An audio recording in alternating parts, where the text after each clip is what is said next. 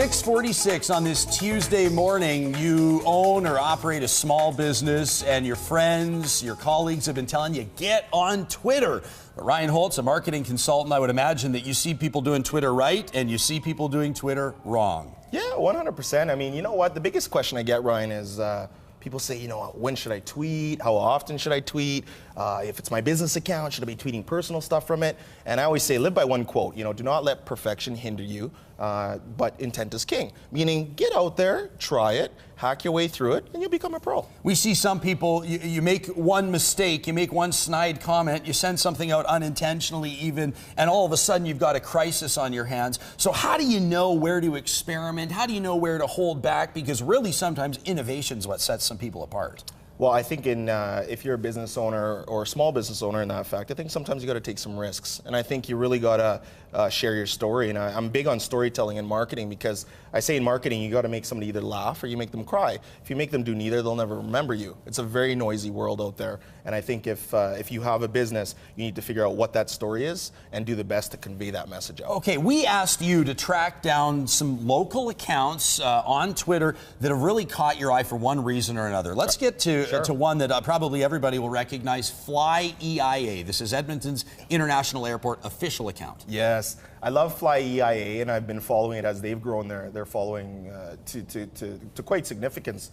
But I like Fly EIA because you're at an airport. Think about how many people are coming, they're going. You know, a lot of people are complaining, they're missing their flights are delayed.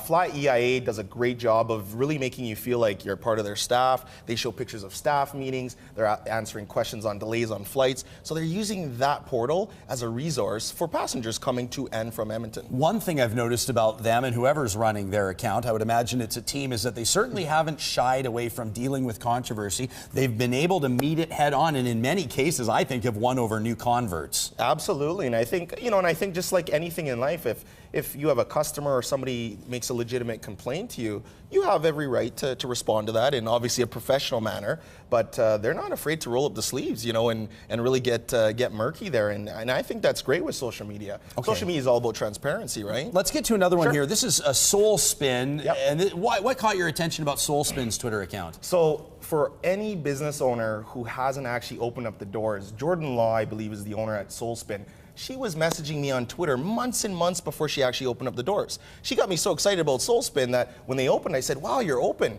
But she gave me that real, you know, feel of, hey, when our doors open, this is what the story's going to be. Now, was Jordan doing a good job of clearly painting the picture of exactly what they were going to do, what service they were going to offer? Or sometimes was she engaging you in jovial, candid manners as well that had nothing to do with their business? Well, that's why I paid attention to them in the first place. They weren't inundating me with advertising. She was simply talking to me. We're having conversations. I love spin. And I said, you know, I actually talked to her yesterday. I said, you know, you got to give Ryan and I a couple passes. We got to come spin it out in Sherwood Park.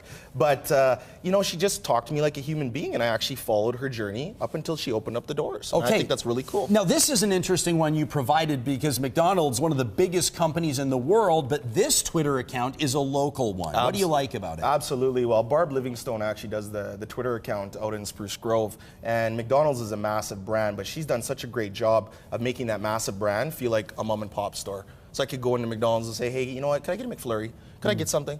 And yeah, sure, she comes out.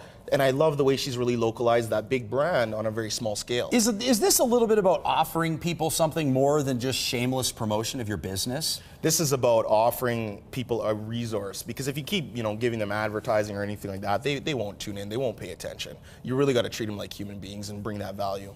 Ryan Holtz is a marketing consultant, and I think I can fairly say a Twitter expert. You can follow him on Twitter at RyanHoltz1. Thanks for being here today and shedding some light into this. We can all learn a little bit more about how we conduct ourselves on social media. Happy Tuesday. 10 minutes to 7 o'clock. We're back with more. Look at this gorgeous live shot of the sunrise over the Capital Region. We'll see you in 2 minutes.